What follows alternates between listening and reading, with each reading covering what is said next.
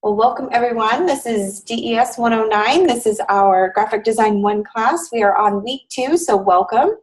I put a pretty thought-provoking question here up on the board. We're going to talk about a little bit about this and how it applies to graphic design. But before we start, I'll welcome everybody via the video. And I will say hello. And again, ignore that big monstrous trampoline in the back. We still have not moved it, but I promise you by week 4, we should have it out of here. Hoping everyone is doing well. Thank you for joining me today. We're going to be starting off by answering this question and seeing how it applies to graphic design. But before we do that, let's talk about our learning objectives this week. So how did you feel week 1 went? Did you feel comfortable with it? Was the assignment a little too challenging, or did you find that there was a good balance between design and then copywriting?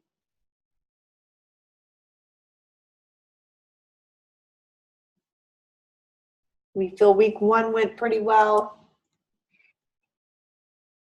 Good, good. Hopefully it was a good introduction. It was a pretty lengthy assignment. I mean, six pages in InDesign is no joke. I mean, it's pretty serious. It takes some time, but hopefully we were able to make some good shortcuts and shave off a little bit of time for you. Let's talk about our learning objectives. So this week we're going to be talking about the relationship between the design principles we learned last week, and then also how they tie in with the elements and foundations of graphic design. We're also going to be talking more about the design eras that you discussed last week. We talked about it in our discussion 1. You wrote a whole, well, I guess you picked 3 different ones and you wrote about that in your design. So we're going to now apply a design style to a composition using those cultural influences of that specific era that you chose. We're also going to analyze design principles and how they are used in our project creation. Are there any questions? I like to start the class off with any questions about last week's work, this week's work, any questions or concerns?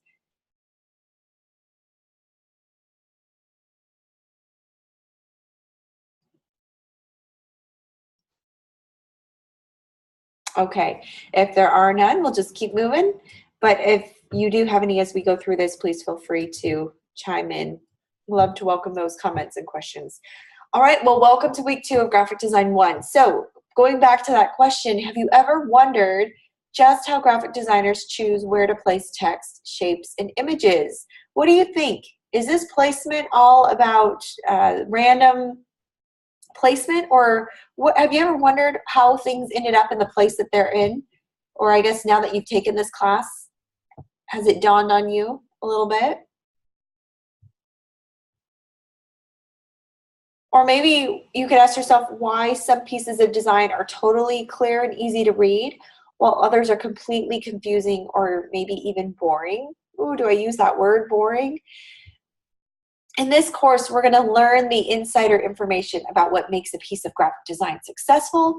And also, I hope I inspire you to learn from all the amazing designers who've come before us. Doing our research into finding historical information on eras, that design trends that used to exist, hopefully inspires you to choose one, and you'll notice as your design style evolves, you're going to start adapting to one of them. And the amazing designers that came before us kind of laid the foundation, that groundwork for us. And to get started, I want you to watch this video. It's about the 4 basic concepts of graphic design. So we're going to look at this one. I'm going to stop the share and we're going to watch a fun video real quick.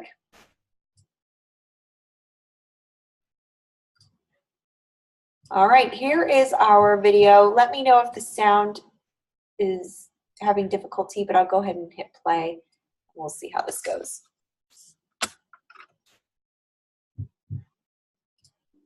So you want to learn graphic design? Let's get started.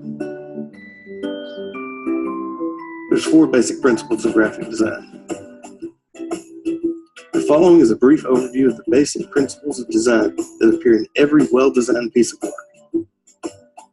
Although I discuss each of these principles separately, keep in mind that they all work together. Rarely will you ever apply only one principle. These principles are contrast. The idea behind contrast is to avoid elements on the page that are merely similar.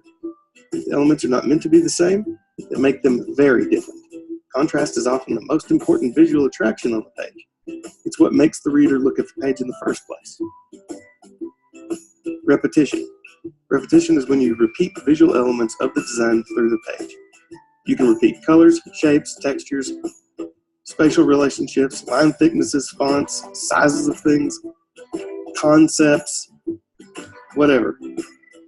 This develops organization and strengthens the whole piece as far as unity. Alignment. Nothing should ever be arbitrarily placed on the page. Every element should have some visual connection with another element on the page. This creates a clean, sophisticated, fresh look every time. Proximity. Proximity is the rule that states that if items relate to each other, they should be grouped close together. When several items are in close proximity to each other, they become visually one unit rather than separate units. This helps organizing information, it reduces clutter, and gives the reader a clean and clear structure. Contrast, repetition, alignment, proximity. Makes a funny acronym, doesn't it? That's right, crap. If your design doesn't have crap, it's probably going to look like crap. Let's continue.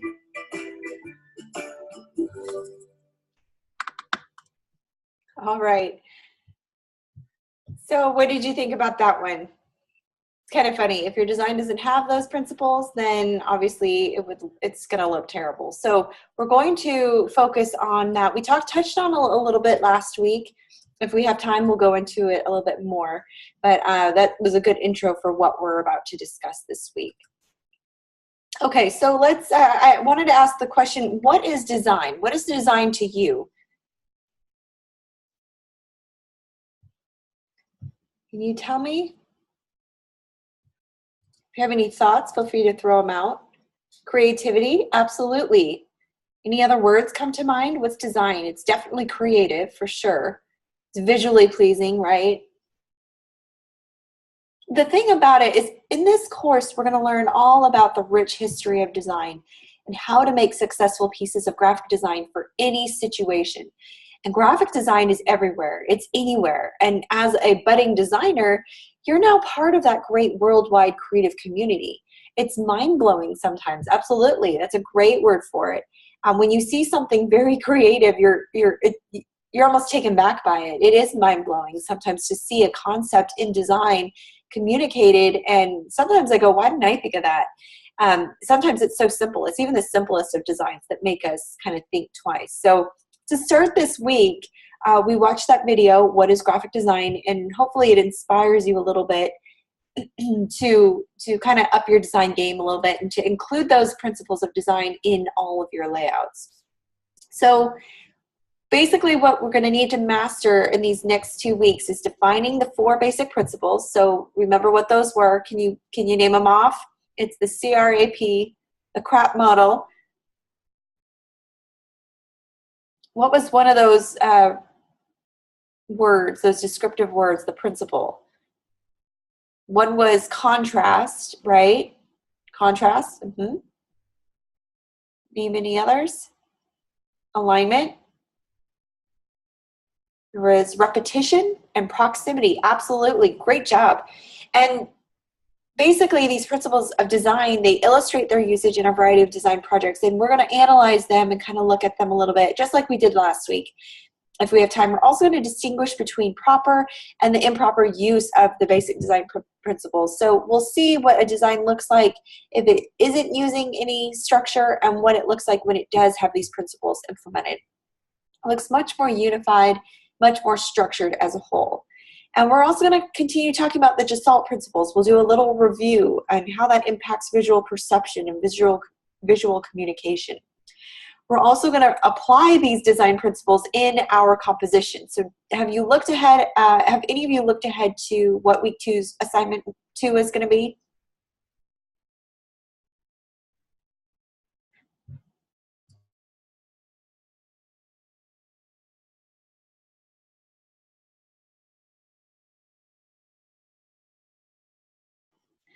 Okay, so what are we making, Rodney?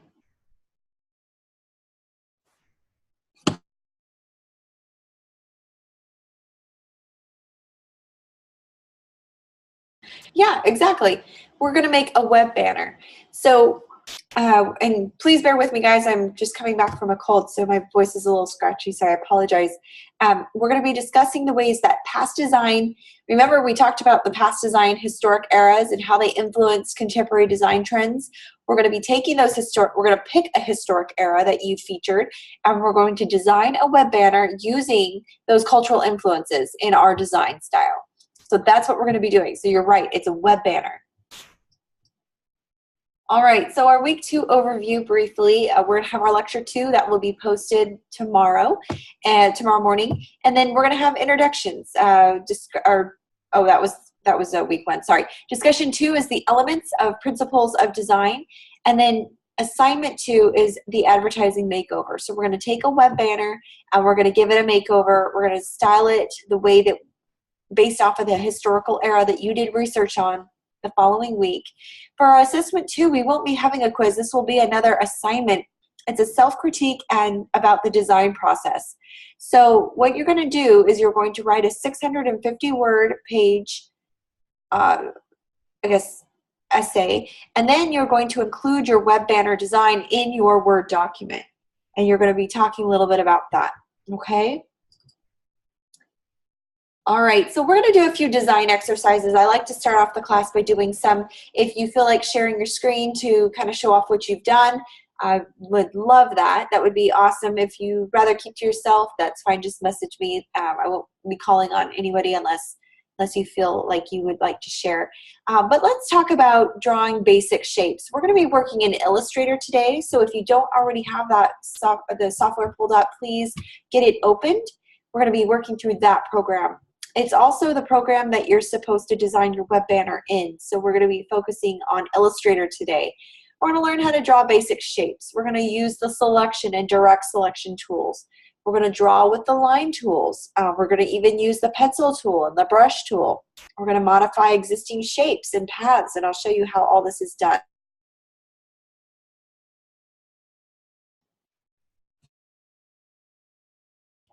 So just give me a smiley face or a thumbs up or any indication to let me know that you're ready to go in Illustrator. We'll do a few exercises. I'll get my Illustrator pulled up.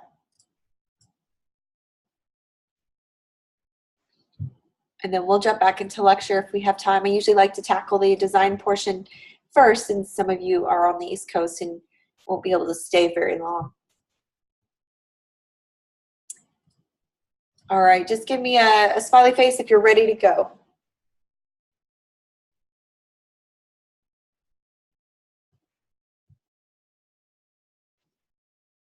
Okay, first things first, what we're going to do is we're going to look at our week 2 assignment. We're going to go over a portion of the demo here, and then once we get the document set up, we're going to do some design exercises, then we'll jump back into how to do the assignment demo. So first things first, I'll just copy this over so you can see what is required of you. In 1 minute, as my computer likes to think and take forever. I think Zoom slows the software down quite a bit.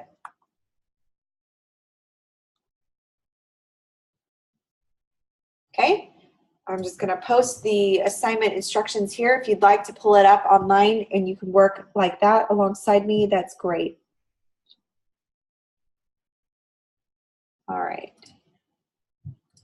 Okay, so the assignment instructions called for us to use Illustrator to design our web ad.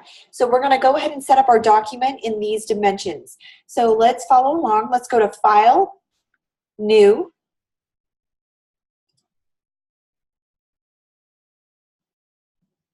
And InDesign and Illustrator have a lot of tools that cross over. So once you've gotten familiar with the toolbar, not a whole lot is foreign. They do different things and they'll have different tools on there, but there's a lot of crossover and similarities between the tools. And first 2 tools on the toolbar you'll recognize, the selection tool and the direct selection tool. And we'll talk about the difference between those in just a minute. Okay, so we're going to be setting up our new document with your new document box pulled up. The width and height are 300 pixels by 600 pixels. And it doesn't say whether to do a vertical orientation or a landscape orientation, so I will let you choose. The design we're going to be working in is going to be in a vertical orientation today. You only need one artboard, so we're only doing one web banner. And then we're going to, everything else stays the same. You might want to give it a name it according to the class instructions, DES 109 _.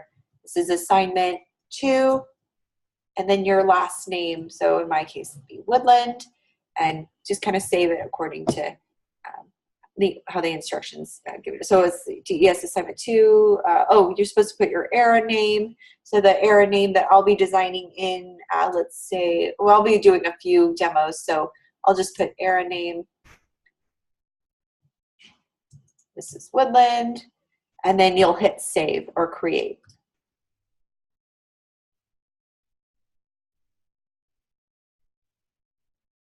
All right, and your document will look like this. It should be a vertical layout or a horizontal layout, 300 by 600 pixels. Remember also to change the increment of measurement in your new document box. So I'll show you real quick when you're setting it up.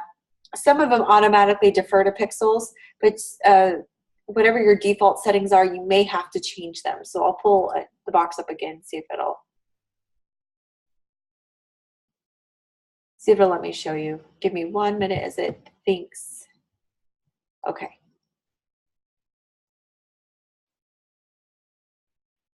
Okay, so here is where I'm talking about. So you can either set it to inches, picas, points, milliliters, centimeters, but please make sure it's on pixels. And then you can hit create, okay? All right, so your document should look like this. This is how you set up your document. Are there any questions about how to do this? Are we feeling comfortable so far?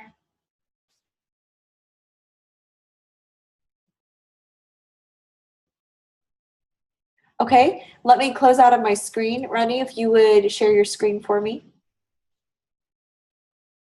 And let's get you unstuck.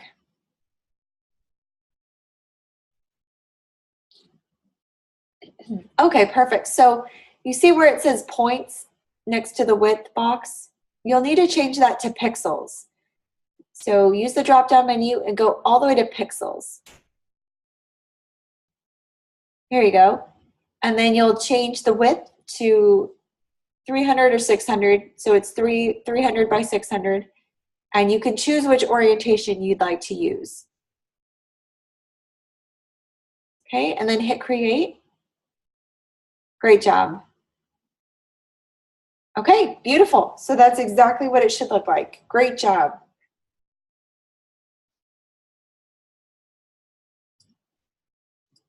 All right, any other questions? That's a good question. Sometimes it's just getting the document set up that can kind of be challenging sometimes.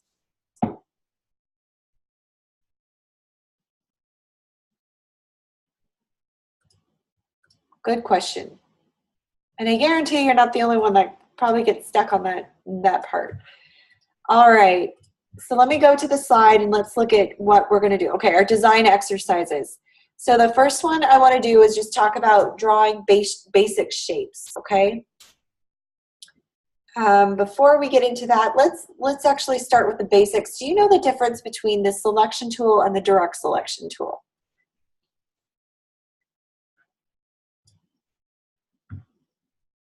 Does anyone know that difference?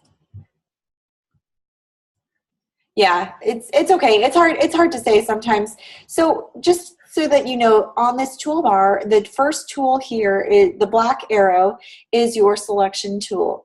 The white, it's your basic selection tool. And then your white arrow here below it is your direct selection tool. There are two different selection tools on your toolbar. Now, if you hold down on the white or the direct selection tool, you'll notice that there's hidden options within it. Okay, and same thing whenever you see that little triangle at the bottom right corner of a tool, if you hold it down, that just means there's hidden tools that you can access. So you're not limited to just what you see, you are able to access other tools as well. Now going back to the basic selection tool and the direct selection tool, when we talk about the selection tool, which is the black arrow, The keyboard shortcut is V, which is nice because if you hover your mouse over the toolbar of any of the tools, it'll give you a letter in parentheses, and that's how you access it on your keyboard. It's a keyboard shortcut, basically. So if you want to get really efficient and save time, you'd kind of start memorizing, oh, A is the direct selection tool, V is the selection tool. So you don't have to keep clicking back and forth on your toolbar. You can start getting really savvy with your keyboard and the shortcuts. So the basic selection tool in Adobe Illustrator allows you to transform an object or a text element. So if I had a shape here, this will allow me to kind of resize it in any way. So I can make it larger, I can make it smaller, I can even move it. So it's a very useful tool because it allows me to move this object wherever I want. It can help me resize it. I can shrink it down, can make it bigger, squish it, stretch it, and that's how I would rearrange or move basic shapes.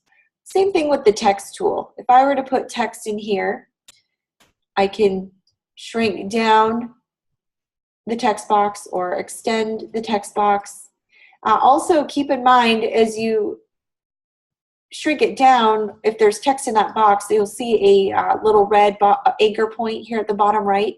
This little red anchor point indicates that there's more text to be seen. So that all you have to do is extend the box a little bit and then it'll disappear once all the text is visible. But it usually means that there's still more text that's not displaying. So you kind of have to adjust the size of your text box or the size of your font. Now, the basic selection tool in this case allows you to rearrange or resize the text element, which in this case is the text box. Okay, pretty simple, right? So when you select an object, a color will form around the box, which indicates what layer the object is on. So we're going to go to our window drop-down menu, click on layers. It's this little box here. So what we're going to do, and I'll show you how this works, is I'm going to create 2 layers. So do this with me. If you'll go to your window, click on layers or F7 on your keyboard, and then your layers box will pop up. Add 3 layers, 1, 2, 3. Just click on this create new layer icon right next to that trash can on the bottom right. And as you click on each layer, it will be color coded. Okay?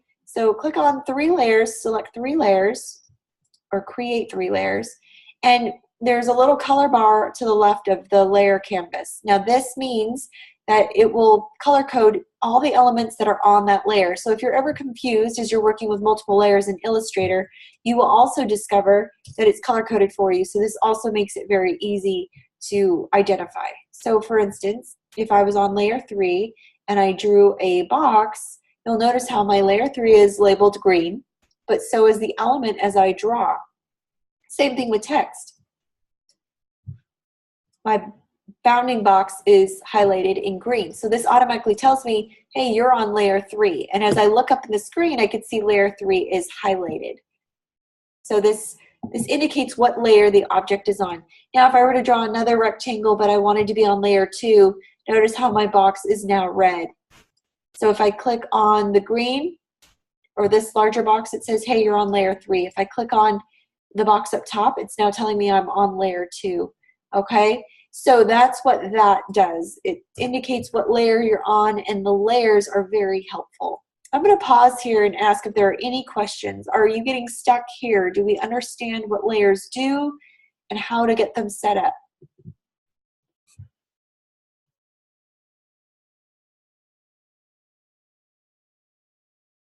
Or if you need help.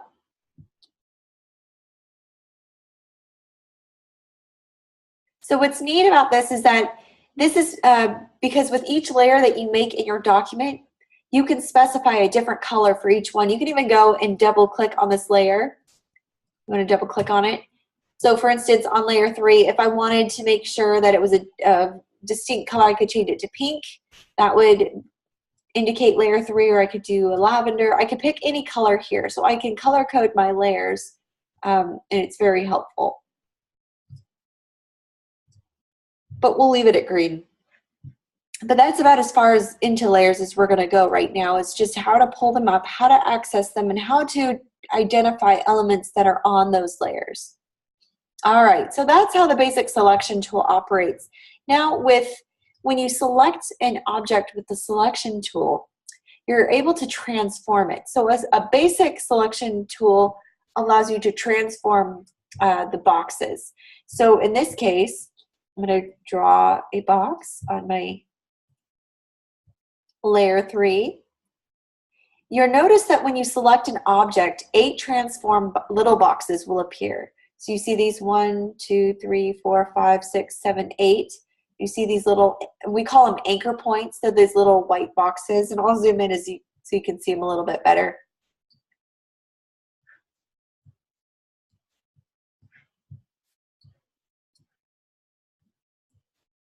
There we go. So you see these little corner boxes. There's one in the middle. So there's one in each corner and one at the halfway point of each line.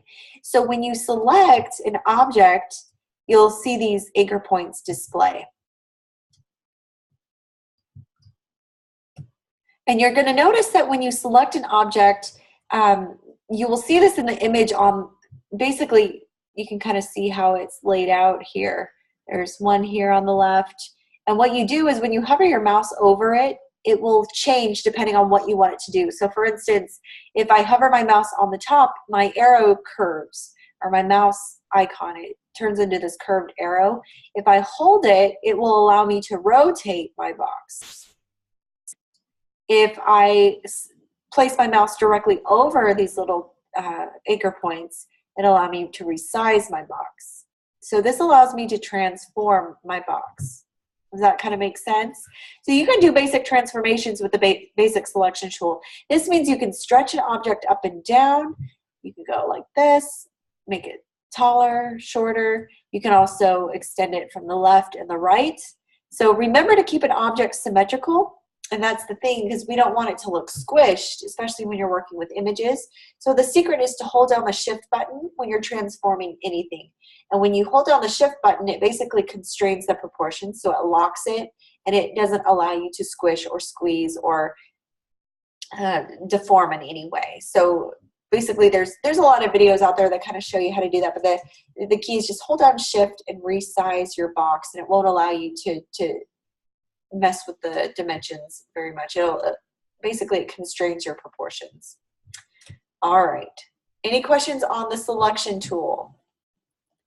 So the selection tool transforms boxes and objects.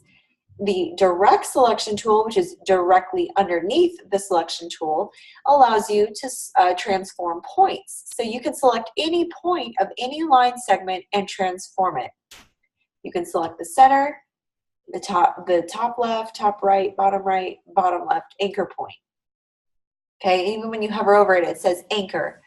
So you can always add and subtract points using the pen tool, which is for another tutorial. We won't really get into that, but you can select these points with the direct selection tool and move them in any direction. So notice as I clicked on that anchor point, what happened?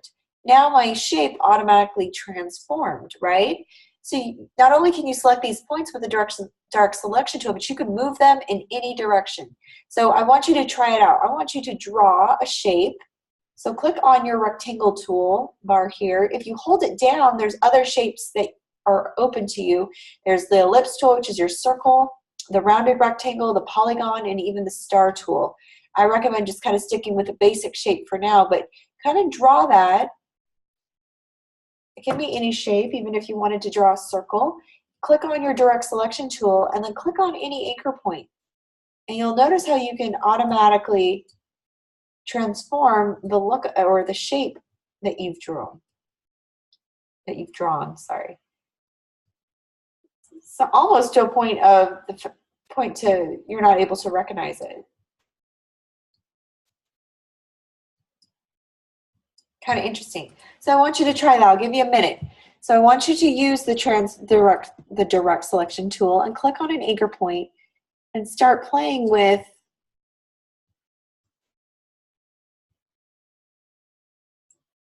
the shapes a little bit. It's kind of interesting what you can create. And if you'd like to share your screen, I'd love to see how you are able to manipulate those anchor points.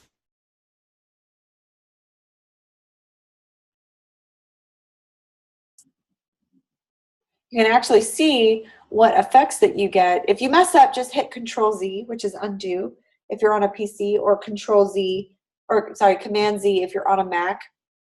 And basically, and another tip is when an object is selected, hit the keyboard shortcut letters V and then A back and forth to kind of see the change in the different options that the two selection tools give you. So practice that. If you hit V or A, it gives you different options, and then it also shows you which tool selected on that toolbar. So you can go back and forth on the keyboard. So kind of practice that, getting used to using the keyboard shortcut as well as the actual tool. So I'll give you a minute there, and then if you'd like to share your screen, let me know, and we can pull that up. But that's the basic job of the direct selection tool and the basic job of the selection tool. So the selection tool transforms objects, transforms boxes, and then the direct selection tool transforms points. Perfect. So this should just be a review. Okay, good. All right, the next thing I wanted to cover, you pull up the list, was drawing basic shapes. So you guys should all be seasoned in this if you've had previous design classes, but for those who have not, we're going to go back to layer 1 and we're going to learn how to draw a basic shape. So what we're going to do is click on your rectangle tool here, and I just want you to practice drawing out a square. I want you to practice drawing a rounded rectangle, an ellipse. Hold down Shift as you click and drag, and this will constrain your proportions. And then a polygon tool. Hold down Shift as you click and drag.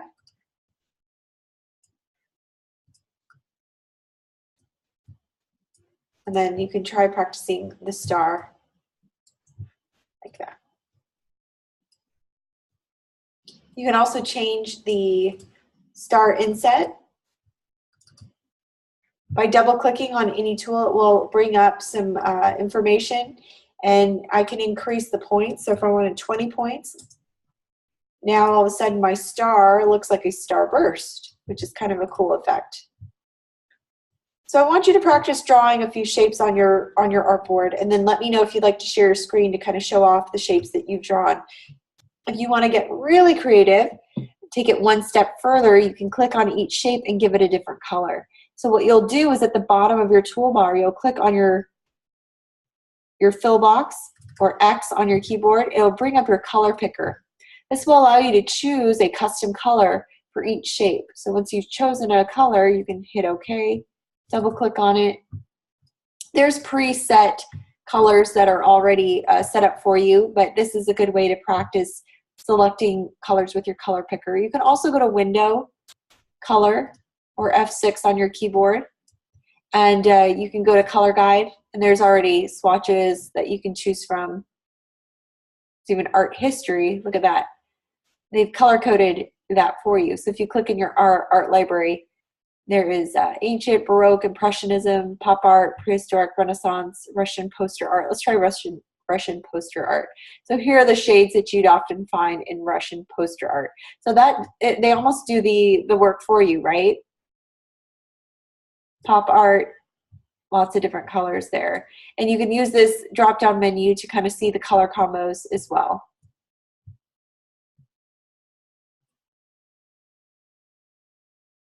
All right. Click this. And you can give it a different color. You can also customize the colors by using these sliders to kind of customize your color. So let me know if you'd like to share. I am just going to go and change all of these colors.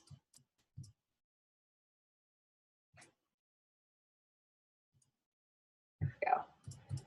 All right, so I want you to practice drawing a shape with your Shapes tool, and practice the different kinds of shapes available to you, and then I want you to practice giving it a different color.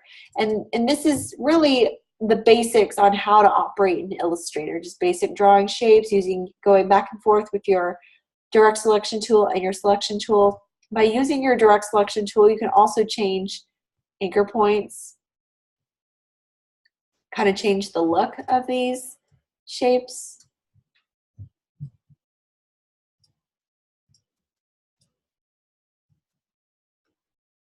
This will allow you to change the arc of the actual rectangle. This will allow me to round out my star.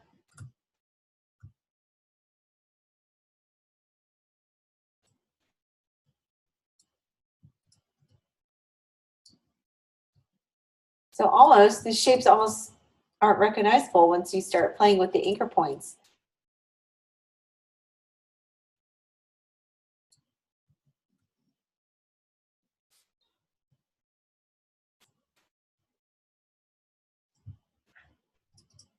Like that. So I want you to play around with them and let me know if you have any questions. Rodney, are you feeling comfortable?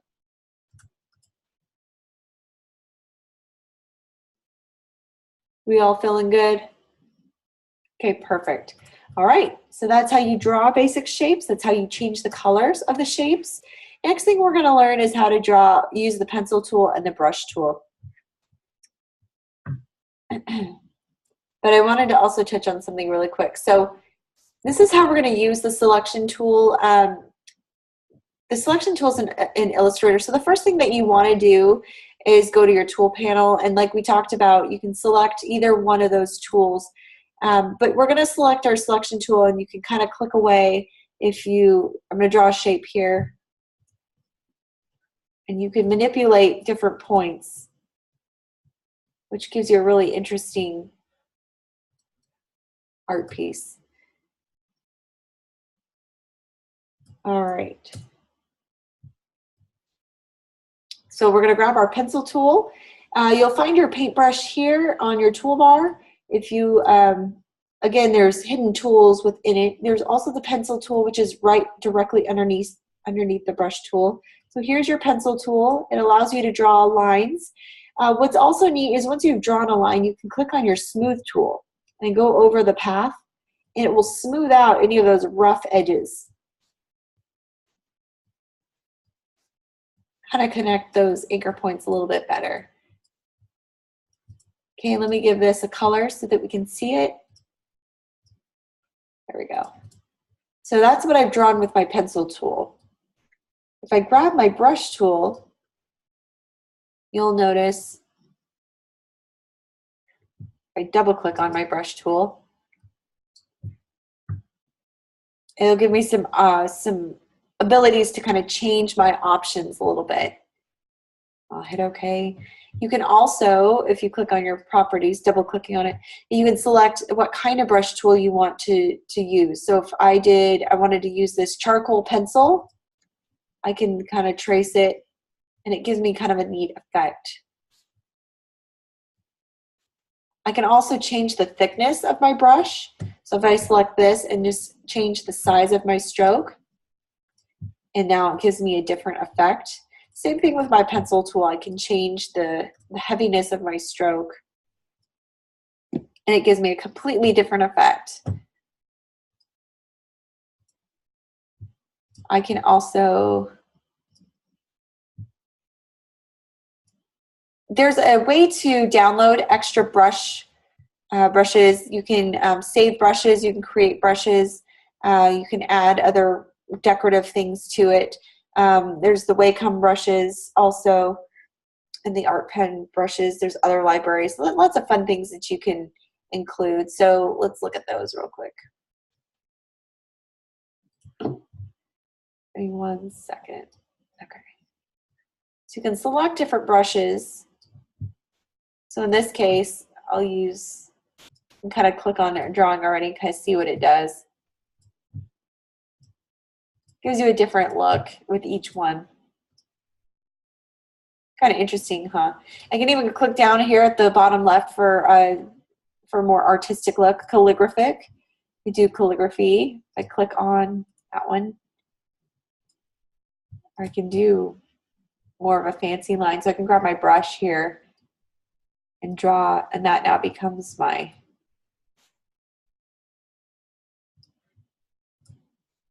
and then you can give it different effects, which is kind of cool. So if I select a brush design and go to Effect, and then I can select from any of these I was going to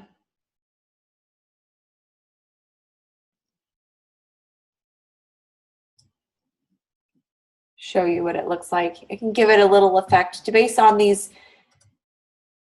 different selections. You can kind of pick an effect that you're going for.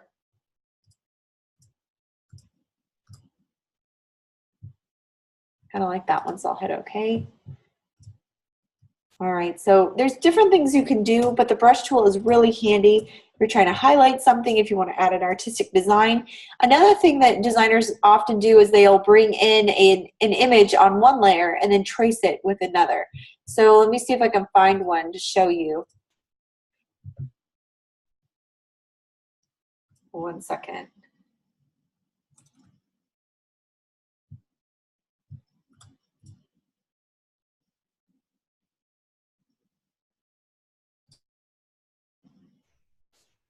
Okay, I'm going to use this cow. See if it'll let me drop it in. Okay, perfect. So I just found an image on Google. What I'm going to do is put it on layer 1. So I'm going to go to my layers. I'm going to make sure it's on layer 1. I'm going to lock that layer. Before I lock it though, I'm going to change the opacity on it. Select this. I'm going to click on transparency and I'm going to adjust the transparency of it just so I can still see it. And then I'm going to lock it so it won't move from my artboard. Then I'm going to go to layer 2 and this is where I'm going to draw. So I'm going to grab my brush tool with that calligraphic style selected. I'm going to kind of go in here and draw.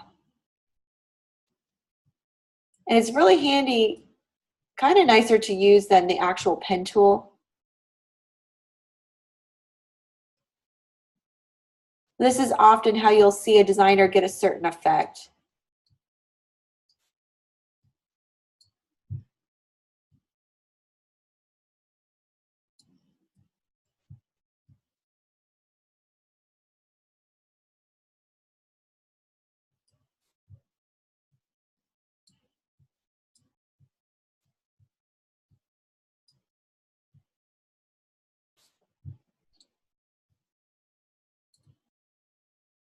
I can even kind of color in. It's kind of neat how it lets you do that. And again, this is a really quick and dirty demo. So I would normally take the time to make sure I'm coloring in the lines and not doing such a quick job on it. But I want you to practice this. Try to go on Google, find a little black and white image. If you have a photograph you'd like to trace, I want you to try it. It's actually quite fun. So I'm kind of going in here.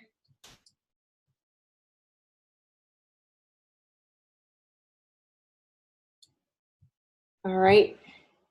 He's not going to look perfect, but at least we kind of have the basic idea. I'm going to color him in.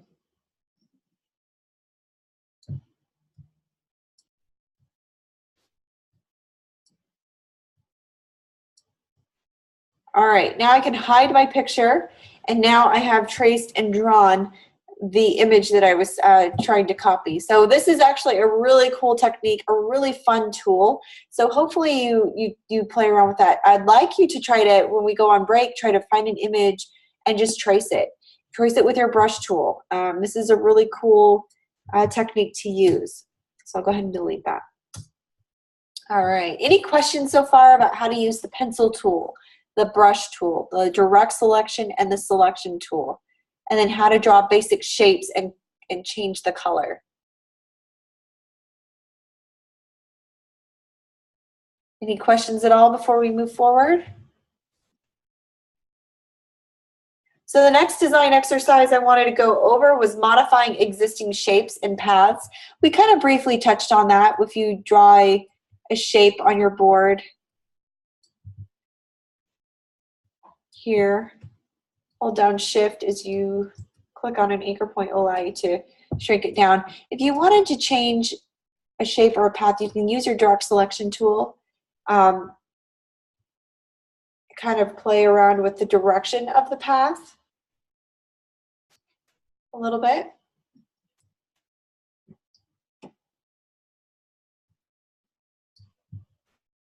And by doing that, sometimes you often change the shape entirely beyond recognition. It kind of leaves for a really cool effect.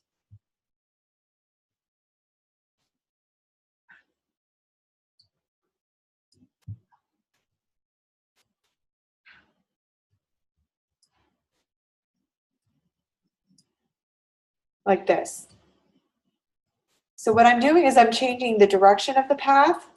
I'm changing the direction of the anchor point, and it's kind of creating this whole new shape. So you can actually create some really cool stuff if you just play around with it and see what those effects do.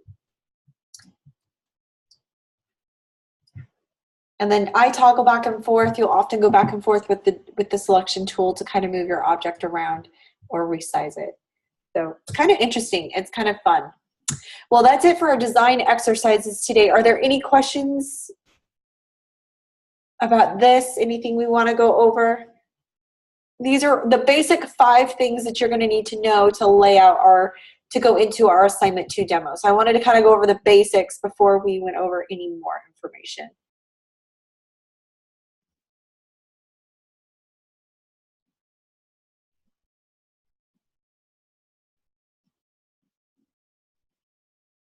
All right, so let's move forward. We'll move on to the week 2 assessment. We've already created our document, and now we're going to apply a design style to a composition using the cultural influences of an era, a historical era. Now, you did some homework on 3 different historical eras last week. You're going to choose one of those.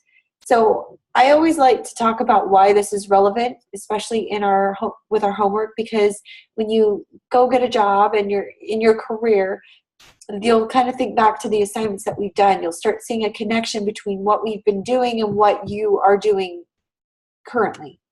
So in this assignment, we're going to practice designing an ad in the style of an era. So this is relevant to your career because interpreting a core visual message through a variety of stylistic lenses and using cultural influences from a variety of eras is a key skill for being a professional graphic designer.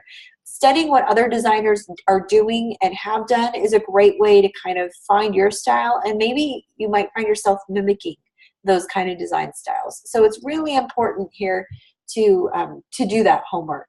But being able to tailor a visual message, especially so that it perfectly serves a given audience, this will ensure that you create visuals that clearly communicate the client's unique and required message. So I don't know if you've seen web banners before, but a simple Google search will be a great way to kind of get familiar with what they look like. And I just went on Google myself to show you kind of a few. I'll just pull some in here to kind of show you what some look like. I just grabbed some images. And you'll kind of start seeing a pattern with these, how they kind of all start looking about the same as far as where they place elements. Now we can go into, there's a whole class dedicated to advertising design because there's a science to where you place images and how you design an ad. We're not going to get into the nitty-gritty of that, but basically we're going to touch on a few of the basics. So the basic idea here is to communicate the client's message. What does the client want to say? Well, in this case, every business is the best. So in this case, you're going to start your business. We are the best choice. This is kind of a catchphrase. Then there's usually a button for more information, or click here, or start, or there's always a button that kind of directs you to more information that will take you to a website. So you'll almost always see a button or a place to click. So it usually has a call to action, meaning click me, or call here, or call now, or for more information, you can select that. So this is very important to have. And then usually there's the website at the bottom, or the logo of the company, and then there's an image to kind of get your attention. So very simple. This is a very simple design. Let me show you another one. This one is where we're going to pull our design demo from. I saw this online. I said, oh, that's perfect because it's nice and simple. All right, so this one here You'll notice there's all different kinds of sizes of web banners, but the one that I'm going to design is that vertical one on the top left. Usually it has a call to action or something to grab your attention. And in this case, can you tell me what it is that catches your attention? What's supposed to be the message?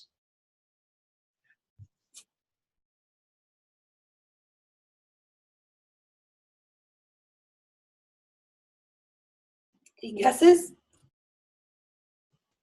Yeah, the 50% off, exactly. So that is big and bold. The message is usually the first thing that you want to see. You don't have a lot of real estate here, meaning you don't have a lot of space to put your ad. It's a very tiny ad. Web ads are very small, so you have to be able to get your message out and make it big, large, and in charge. We want it to be to catch your attention, basically. So if you're not going to use an image like you saw in the other example, you're going to want some kind of visual to grab your attention. Okay, so usually at the top there's the logo, some artistic design, and then some flat design banner, or I'm sorry, then just some message here at the bottom to grab your attention as well. So we're going to set this one aside because this one is what we're going to use for our demo. I'm going to shrink it down though because I have more examples to show you. There's this one.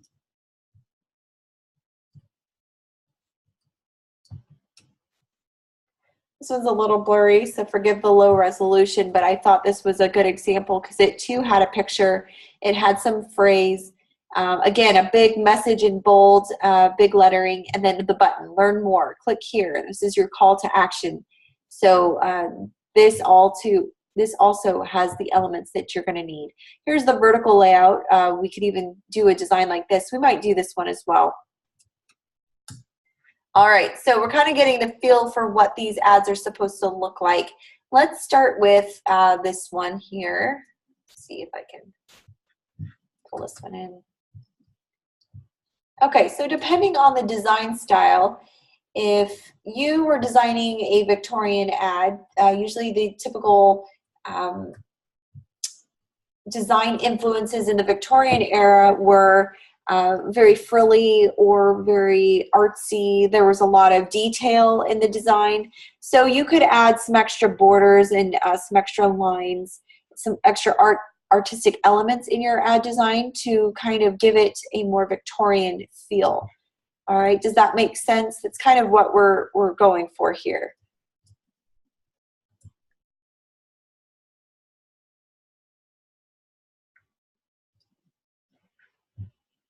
All right, are there any questions about the direction?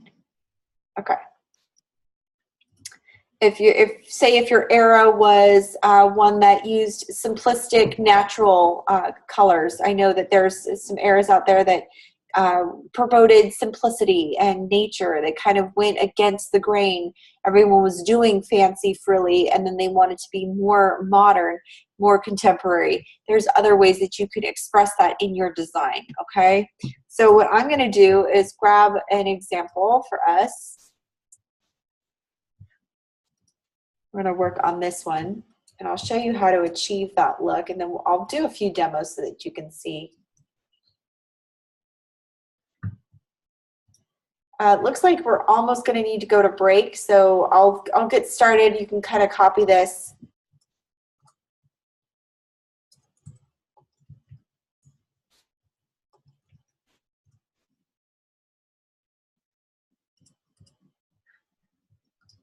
All right. So Rodney, what was one of the errors that you wrote on, or one of the errors that you think you're going to feature?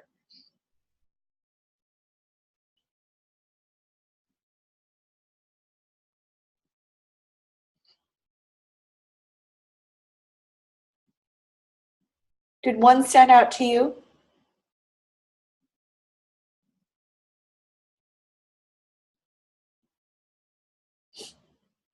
Heroism? Okay, perfect. So what are some elements in heroism that you could kind of identify with graphic design?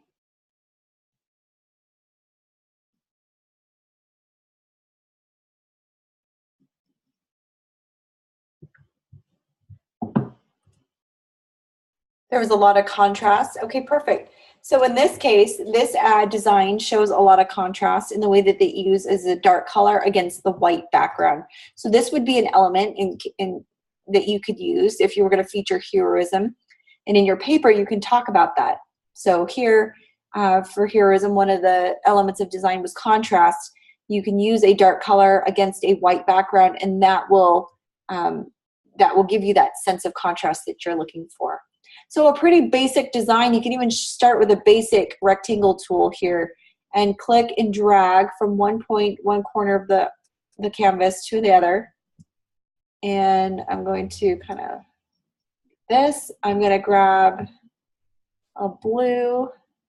I like that blue that we can use. I'm going to turn off my stroke, set my stroke to transparent. It's a little turquoise for my liking. Now let's get a little bit more blue.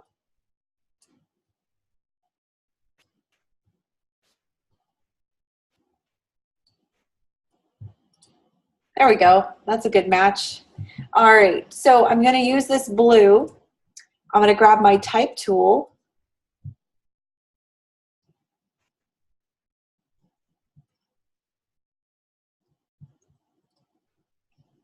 And then I'm going to choose a font that I will select a font, kind of format my font a little bit.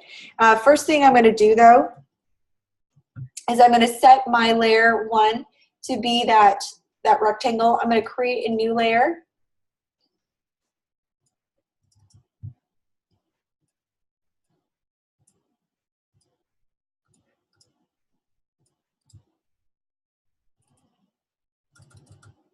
There we go. I'll go to layer 1. I'm going to delete my pig. This is going to be my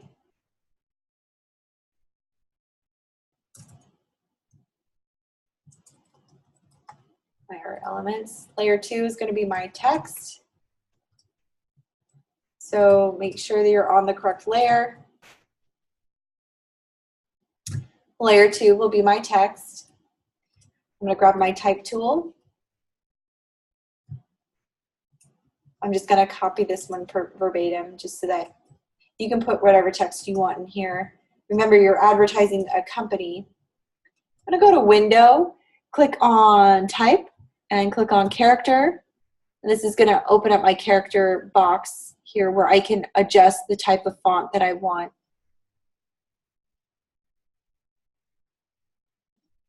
Give it a second, it's thinking. All right, and I want a nice sans serif font, so what I'm going to do is stick with Helvetica New. At the top here, I'm going to increase the font size quite a bit. And I'm going to change the weight to a bold. And then this one, I'm going to also increase the size. And I'm going to change the weight to light. I'm going to adjust the leading. Increase this a little bit more. I want it to all line up really nice. I'm going to highlight my text and use my eyedropper tool to select this nice blue that I created. Oops. I'm going to highlight all of it. I'm going to go to my window, type, and click on paragraph. This brings up my paragraph settings, and this will allow me to format my paragraph the way that I want. So I'm going to keep it left justified. I'm going to adjust design a little bit. I'm going to adjust the tracking. That tracking can be found under character. And the tracking I'm going to change to 60 so that it lines up with that T and the R a little bit. All right. And make my text box a little bit bigger. All right, I'm going to kind of make this large. And then I'm going to center it. So make sure your smart guides are turned on so that everything lines up. That intersect line showed me where my center was on my artboard. Now I'm going to grab the shapes tool again, and I'm going to click on the ellipse tool. I'm going to draw a circle here. And this is going to be the basis for my offer. I'm going to click on my type tool and I'm going to type in the offer, which is 50%, and underneath it off. Now the thing with these offers is that you need to kind of tighten the leading a little bit. It needs to be a striking contrast. So heroism is one of those design concepts. There was a lot of contrast, so I'm going to do a reverse text on this one. I also want to make it nice and bold, a heavy weight to kind of catch the attention. The secret to this, though, is if anything is off, is tilted or angled in any way, it's best to design it straight, and then you can tilt it all at once when you're finished. To design on an angle is very hard and very confusing and can get really complicated. So I recommend my students to design everything straight, and then you can tilt an angle after you're finished. So with that said, I'm going to go ahead and maybe select a more playful font. I still want to keep it sans serif, but I want to kind of find a font that will catch attention. This one's kind of neat. It's a good, it's American typewriter. It's a good contrast. That's another element of contrast you could use, is two fonts that contrast each other.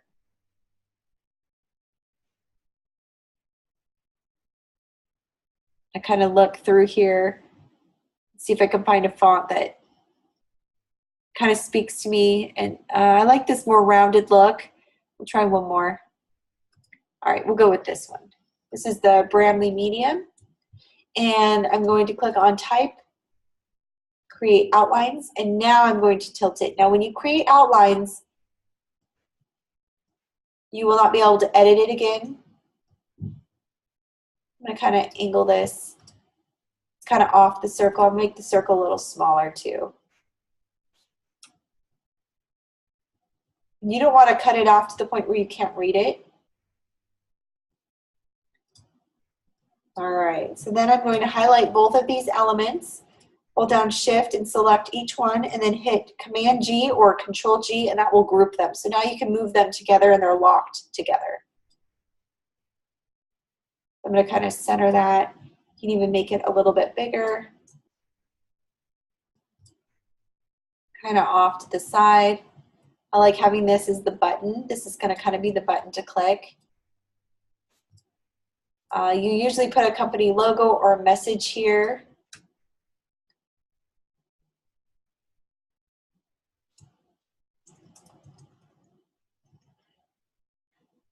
Change this to white. Change my font size.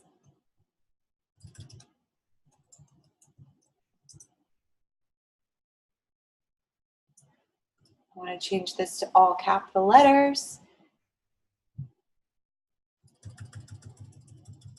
Kind of shrink this down. I want this to be a regular point paragraph. I'm going to center it. I'm going to make sure my box is centered with the rest of my design.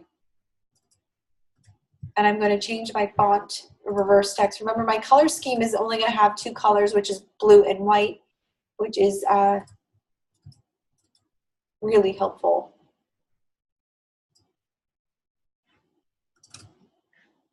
Okay, there we go. Now I could add a little design to this, this rectangled box if I wanted to. A few things you could do is use your pen tool if you wanted to play around with the pen tool. It can kind of get a little confusing, so we won't go in too much depth with how to use it, but you can kind of play around with the design style. I'm just kind of clicking around.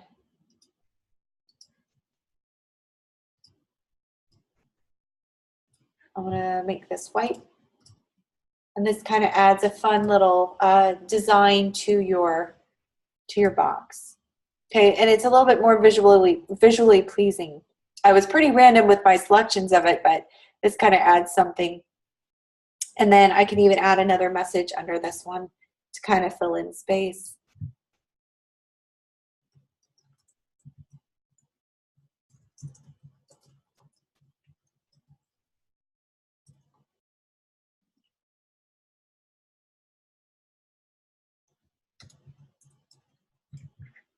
And again, I'm going to select that blue that we're using. I'm going to shrink down the font. I'm going to go back to my character box. You still, the thing with web banners is because it's small, you need to be able to have really clean fonts that are legible, because anything that's too small will be hard to read. Anything that's too fancy or frilly is not, you basically need very clean fonts for your design to keep it readable at the size that it's going to be at. All right, so any questions about how to do this design? Very simple. We kind of based it off of heroism. We kind of gave it a heroic look, lots of contrast. I'm sure there's other design styles, or sorry, design elements that go into heroism, but you can start adding that into your design as you go. All right, does this make sense? We're feeling good? I'm going to let you play around with it. We're going to go to our break here. We're going to take a 10-minute break, and then when we come back, I'll show you another demo on the assignment, and then we'll jump into a few other design concepts that we'll need to know for this week. So I'll go here. Are there any questions before we go to break?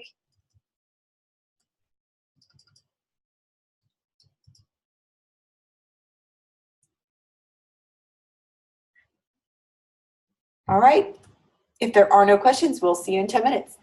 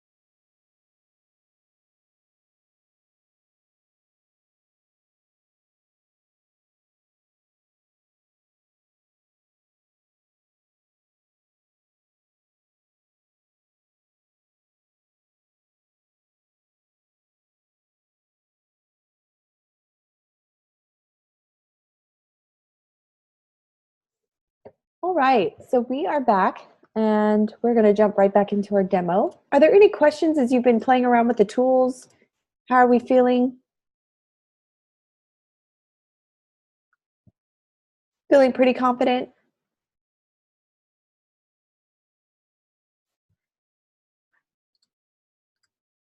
Or any questions that might have come up? Okay, perfect. All right, so let's talk about another way that we can apply a historical design era. Another one is Art Deco. I don't know if you've heard of that one or if you featured that one at all. Art Deco, for instance, it's a term that was first coined in Paris in 1925, and it's a really hard style to define, but it is one of those styles that you probably could have done some research on. And we can list its typical attributes like geometric shapes or bold curves, strong vertical lines, aerodynamic forms, motion lines. This could be an example of Art Deco as well. Airbrushing or sunburst. So instead of a circle here, what I could do is create a sunburst, and that could be an element of Art Deco. So what I could do is grab my star and draw a little starburst here. I'll right click and send it to the back. And this will allow me to kind of shrink my offer down. So by adding a starburst, I could talk about, actually Art Deco was starburst galore. So they had quite a few starbursts. That's kind of what signified their design era. But you could talk about in your paper, you have 650 words to write.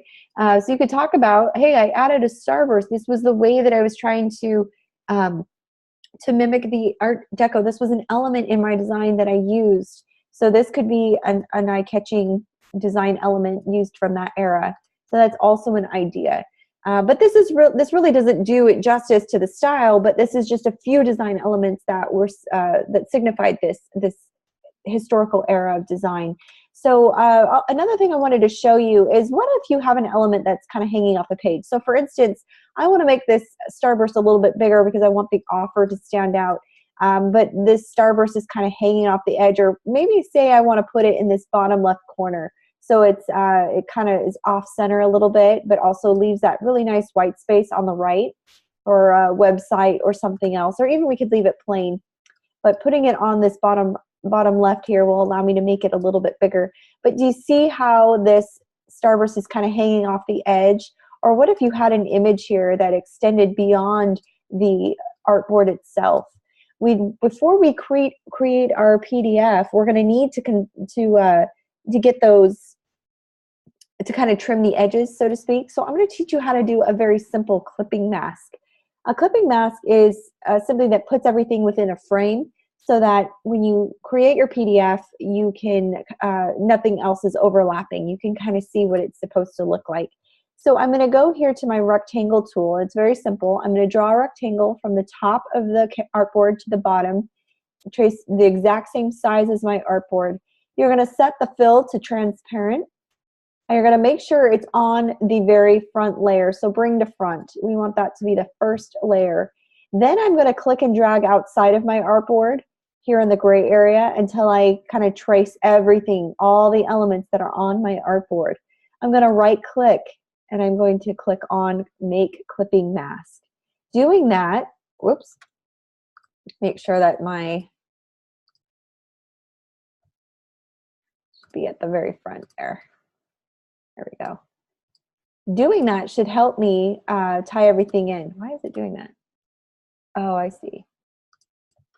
Got it. Here we go. I'm going to make sure that this is on the right layer.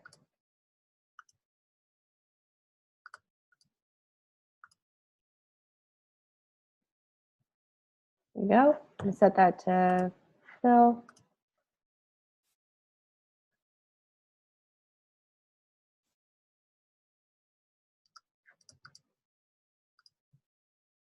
All right, here we go.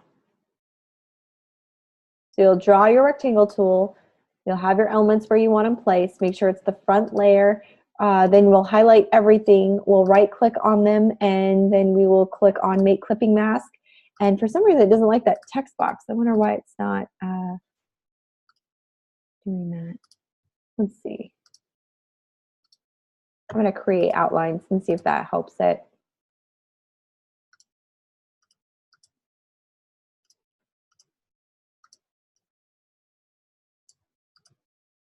See if it'll work. There we go. I just didn't like that text box. So by doing that, now it kind of puts everything within that frame. You can even undo it too. So if you click on your clipping mask and right click, release clipping mask, it will now release all the elements within that frame. But if you have anything that hangs over the edge or overlaps, you're going to definitely want to make sure you include that clipping mask, because when you go to file and you save as a PDF, or if you want to export something, you're going to definitely want to make sure you have that so that it doesn't display as it's overlapping. Okay, let's see. Let's go to our next design demo. I'll go ahead and delete that. Delete this.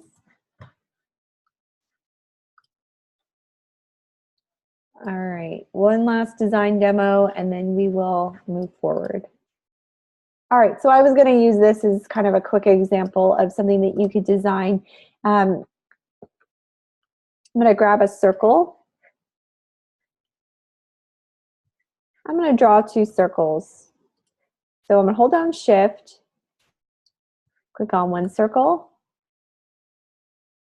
and then by holding down your Alt Option button, you notice how your mouse turns to black and white, a black arrow and a white arrow. That means that you can click and drag holding down your Alt Option button, and it will copy that object. So I'm going to change the color so I can tell the difference between these.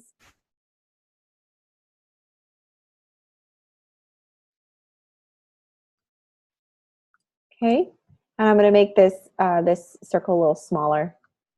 And I'm going to kind of place it over here, but I want it to be in the back layer. So I'm going to right click, click Arrange, Send to Back. So now there it is in the back. And I could kind of stretch this a little bit.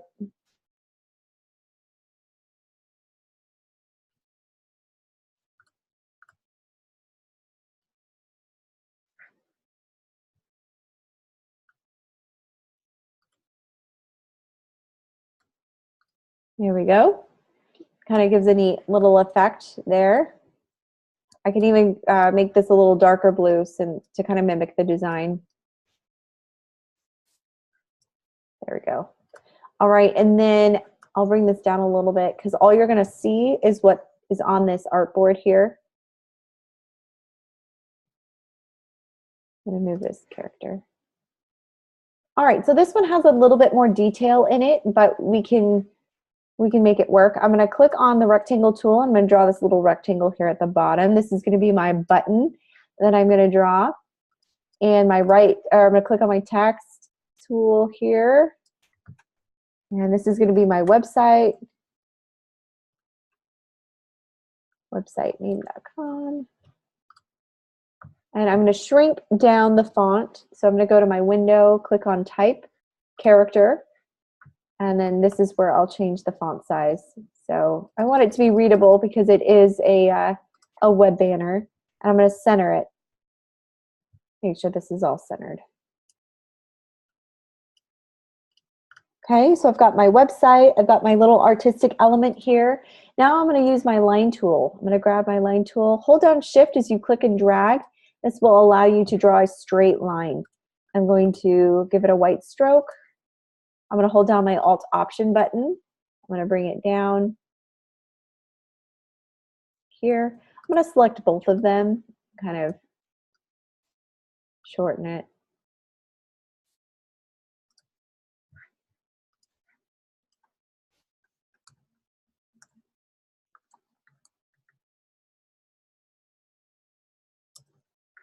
I'm going to format my text. You want really clean edges. You want everything to line up really well, really nicely. And for contrast, I'm going to change one of the words to be a heavier font. I'm going to change this to white for contrast against the blue. Black against blue is kind of hard on the eyes. It doesn't give as good of a contrast as white does. So we're going to do white. I'm going to shrink it down just a little bit.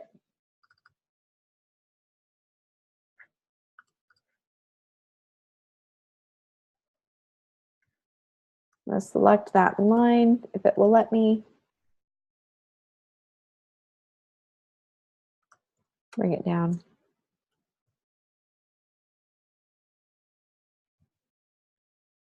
And with my smart guides turned on, my intersect line will line up everything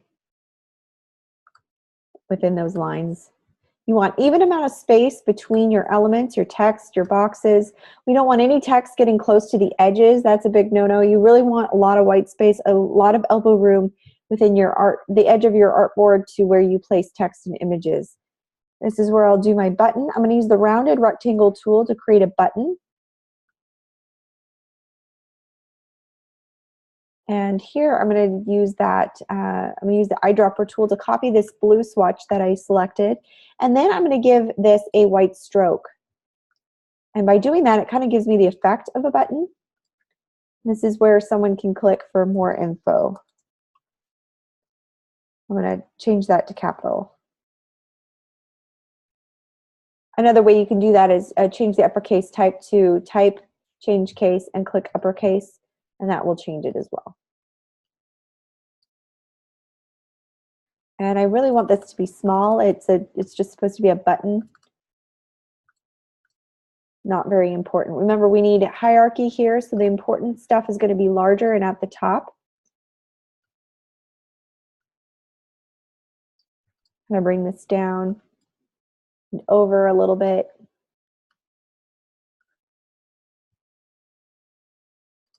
Okay, and then I'm going to move this button down.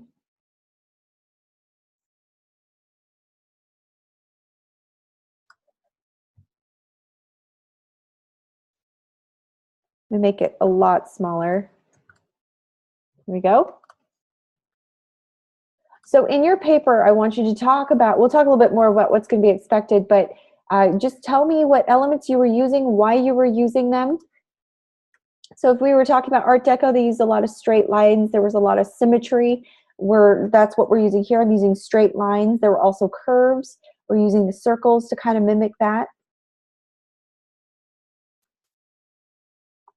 So basically, this exercise is supposed to help you think about the elements that you're using in your design choices and to do things on purpose, not just arbitrarily putting things on a page and say, oh, I think that looks good. We really want to see you put things in action here. I want to see you think through your designs, because everything has a choice, or so everything has a purpose. Sorry, talking and designing is hard for me to do. Okay, there we go. And because this is the main message, I'm going to make it try to make it one of the larger elements on the page.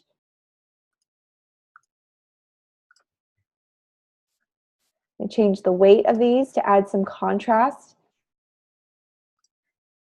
I'm going to only bold this word. That's a nice contrast for me. I'm going to kind of make the message nice and big.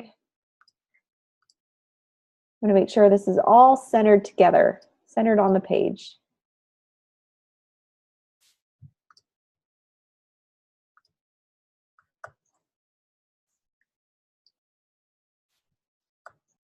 Move this button down and the message down. I really want some breathing room between it.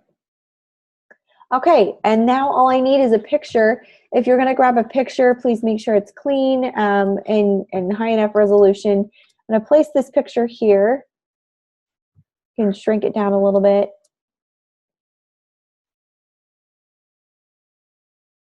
And I'm going to right click and arrange send it to the back.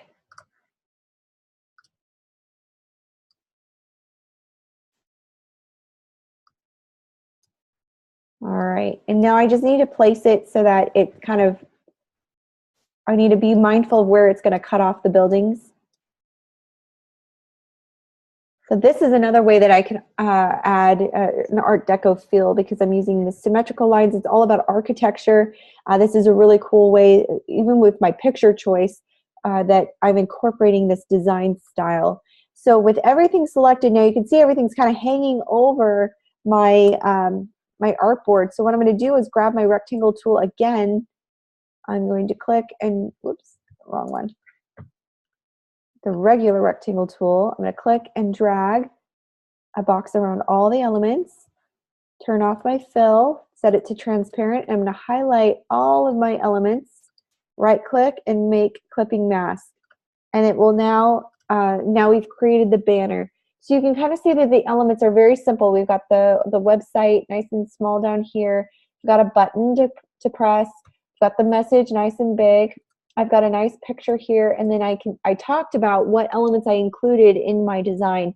Now, for the assignment, you're going to go to, for your assessment too, you're going to need to create a JPEG or something to put in. You're going to insert it in your Word document. So at the very last page, you're going to place an image of what your design looks like. So you're going to go to Export. Yeah, I believe it's Export. Save for Web. Close this. It'll give you a display of what you want it to look like. It doesn't have to be very high resolution, but you can just hit save, and that will create a JPEG for you. You can decide if you want a high resolution JPEG or a low resolution. You can save it as what you're supposed to, hit save on your desktop or wherever you plan on saving it. And then this is what you're going to use to place in your Assessment 2 Word document, okay?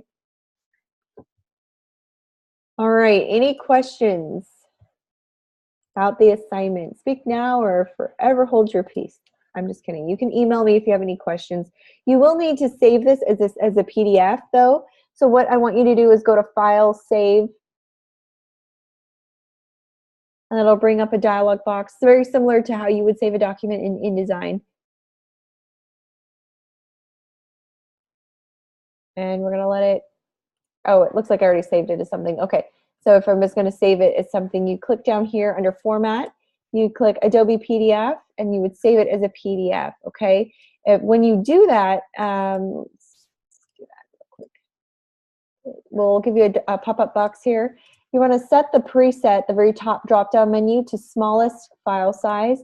That will allow you a quick upload and me a quick download. And then you'll just hit Save PDF right here, okay? So hopefully this will be simple. It will kind of, I showed you a few techniques that you could use. Remember, use that clipping mask because that will help hide everything and display your ad just as you'd like to see it. All right, any questions about this before we move on? All right, lovely. We are going to jump right back into our slides. We're going to cover a few more concepts.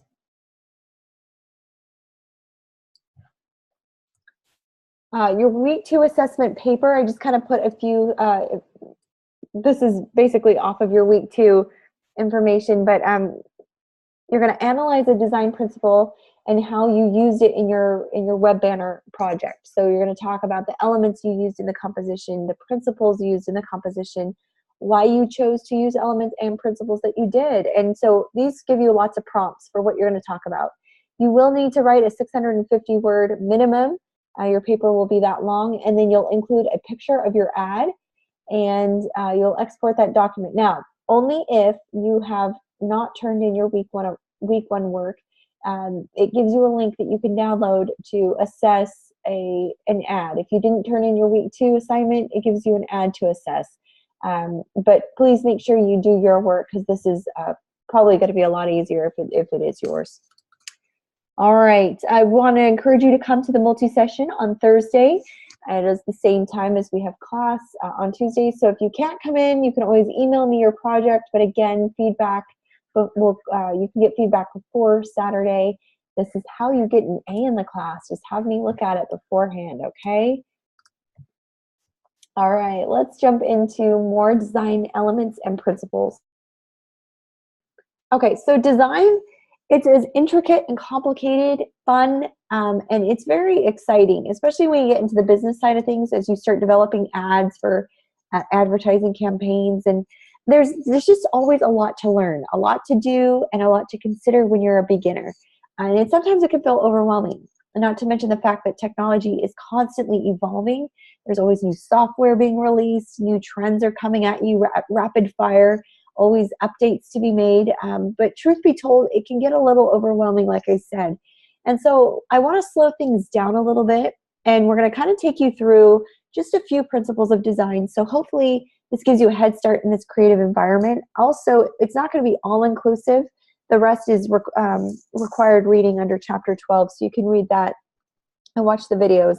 But let's start with this first design principle, okay? So get comfy. We're going to discuss some of these principles and how they apply to us in design. The first one is line. I'm sure we're all aware of what lines are, but just to be sure, lines can be defined as any linear marks. So when you think about it, lines make up just about everything, right? That's how we have architecture. That's how we have what we have today.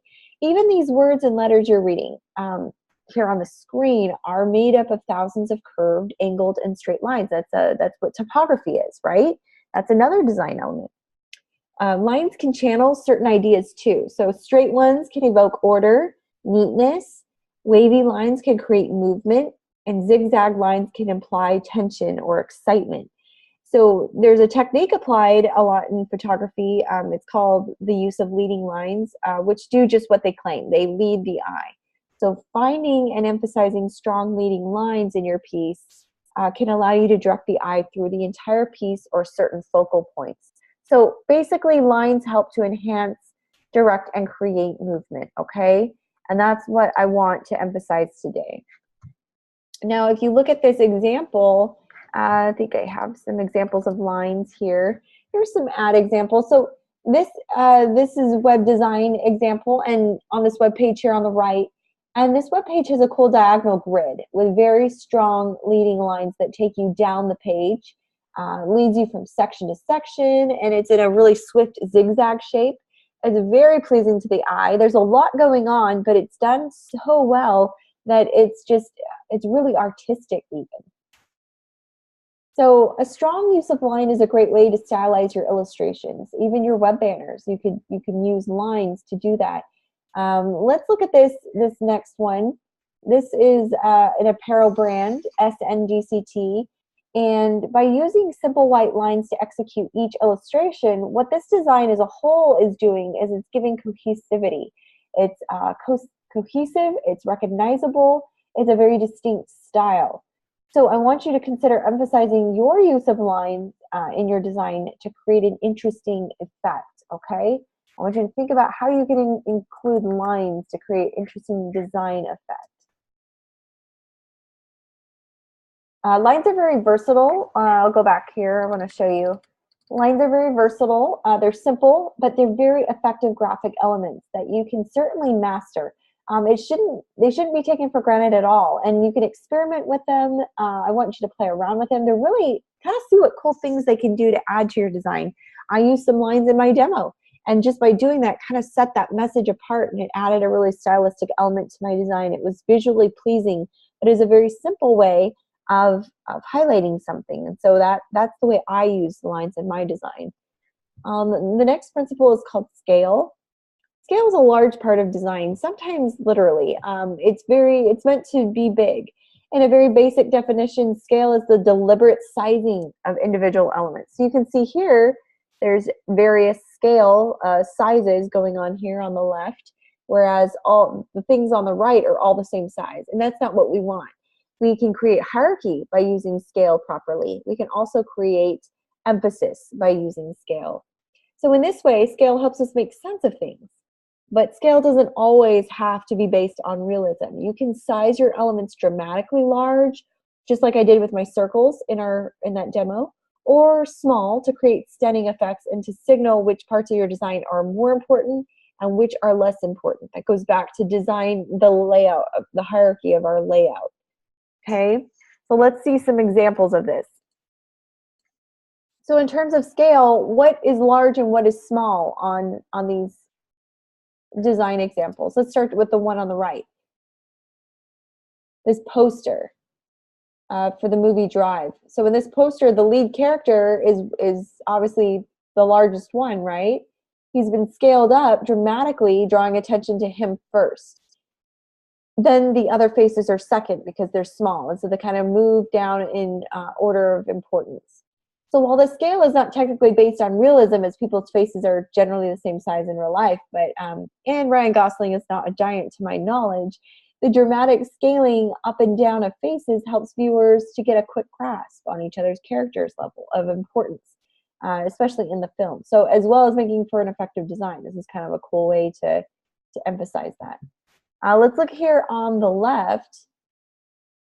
This is a publication design by the Consult.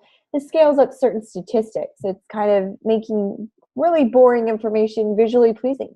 The numbers draw a lot of attention to those pieces of data over others. So my eye directly goes to that 18, and then I want to read the fact about that data, more so than I want to read those columns of text.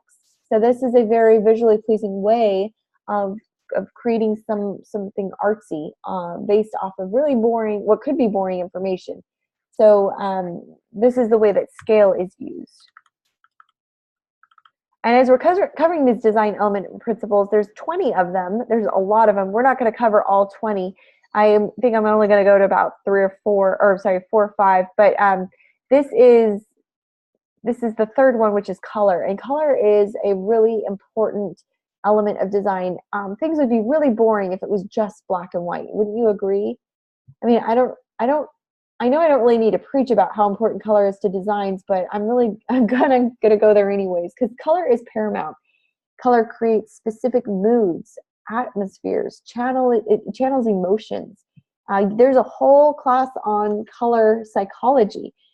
Different colors can evoke certain emotions out of people, and then based off of your culture and where you live in the world, each country kind of has its set of colors that mean different things. So color is a huge part of our world, and each shade has a certain specific connotation associated with it. So in short, color can make or break your design, which is why the first rule of thumb for any graphic designer is to stick to 2 or 3 colors max.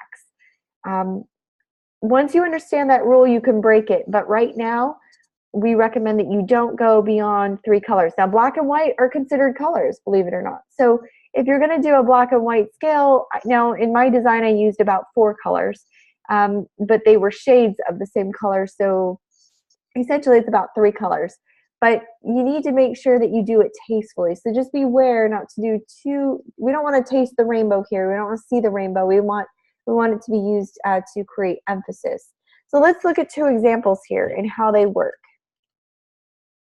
All right, so let's look at 2 branding examples. The first up, we have a design by Smack Bang Designs for women's skin rejuvenation. It's a service called Light Lux, and this design has opted for really soft pastel colors. It's going to contrast well with the one on the right, but they use whites, light grays, really soft blush tones, copper and gold foiling that really makes these very appealing. These chosen colors complement each other. They're very gentle. They create a very calm, elegant, and feminine design. So this really works together. Now, on the other hand, we have this branding for the juice brand, Fruity. Now, unlike the previous example, which chose a palette that was gentle and complemented itself, this branding has chosen a color palette that sharply contrasts. It creates much more vibrant, energetic, and playful design through their bright, fun colors. And so here they've kind of broken the rule of 3 as far as the colors are concerned. But again, once you understand the colors, you can break them. So they use very bright, vibrant colors that complement each other.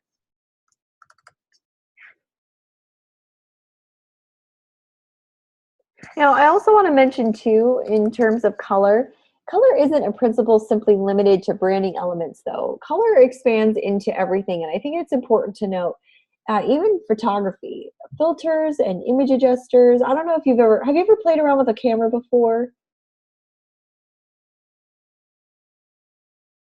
As far as like coloring and tones. There's something, adjusters have given us the unlimited ability to adjust our photographs, coloring and tones. Even if you were to post a photo on social media, you're still able to edit the coloring a little bit. I don't know if you're on Instagram, but they have different tones, different coloring you can add, different effects you can add to your pictures. Lots of cool stuff there. So basically, you need to ask yourself, are you designing a sleek and sophisticated ad? So if so, why not run a sharp nor inspired monochromatic filter over your image? Or perhaps you're going for a very whimsical look, so you could consider dropping the contrast on your image a little to mute your images, or the image colors a bit and make it softer and calmer. That's also an option. So there's a lot of options out there, but color is a huge part of our world and a huge part of the design world. Let's talk about these design elements and principles. So the next one in order is repetition. So think about any big name brand. Think of name brands that you use or consume. What about food products or drinks that you like? Some of the brands that come to my mind are Coca-Cola. There's Google, Apple, Nike. I'm sure you can think of all the logos that are associated too, but their general tone of voice and their general color schemes are used. What's Coca-Cola's general color scheme?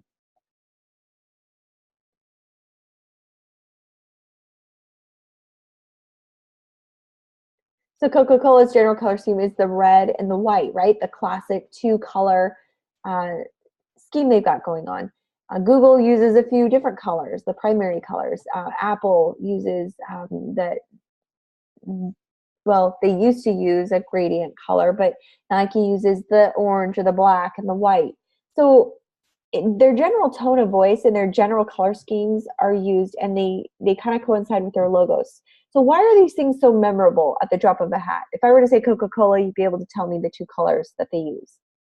Yeah, you guessed it. It's repetition, which is why it's so important.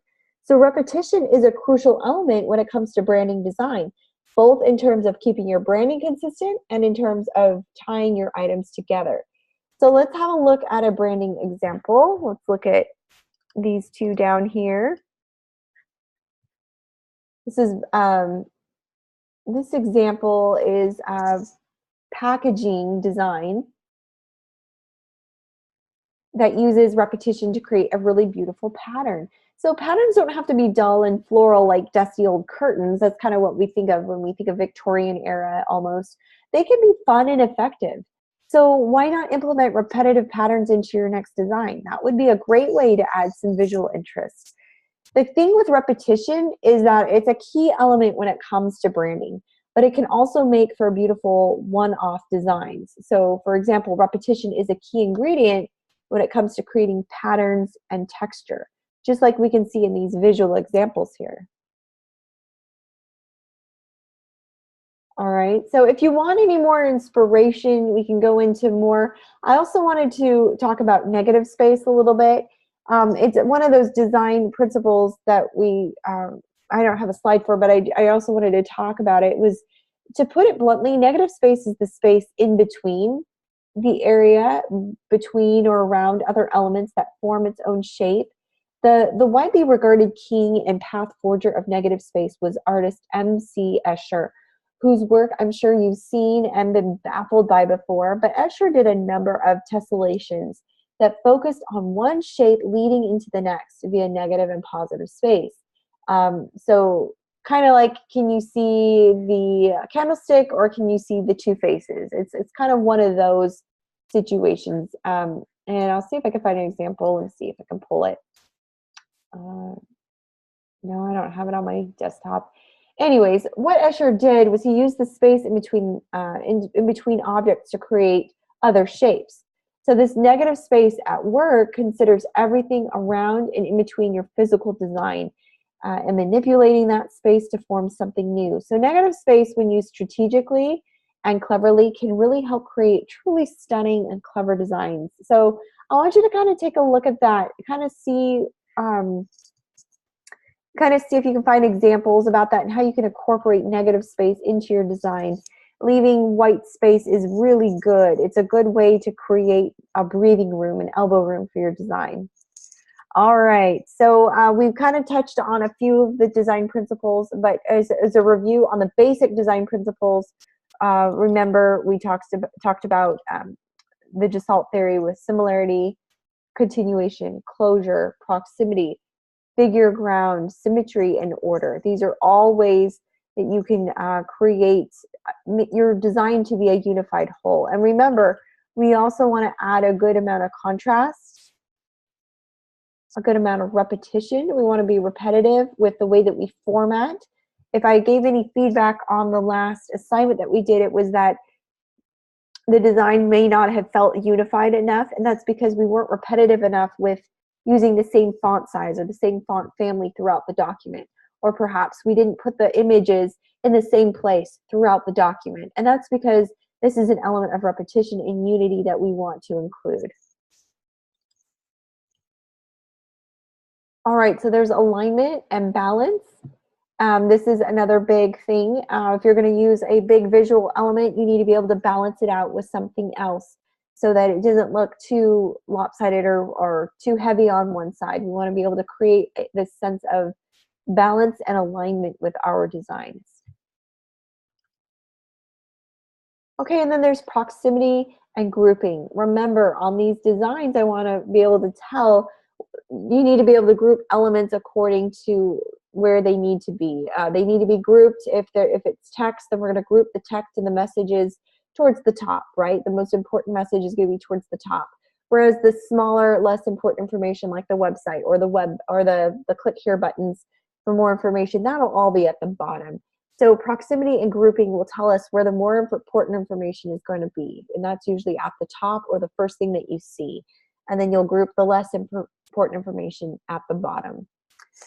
All right, well, that is it for our lecture. Are there any questions before we end?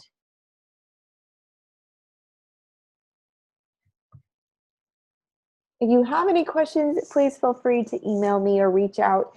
I want you guys to do well on these assignments. I want you to have fun with this design assignment. This is your first shot at creating an ad, so to speak. So this web banner is a lot of fun, and it's actually a hands-on project that you'll be doing. If you pursue graphic design in the graphic design industry, you're going to be doing a lot of web banners. So this is good practice and a great portfolio builder.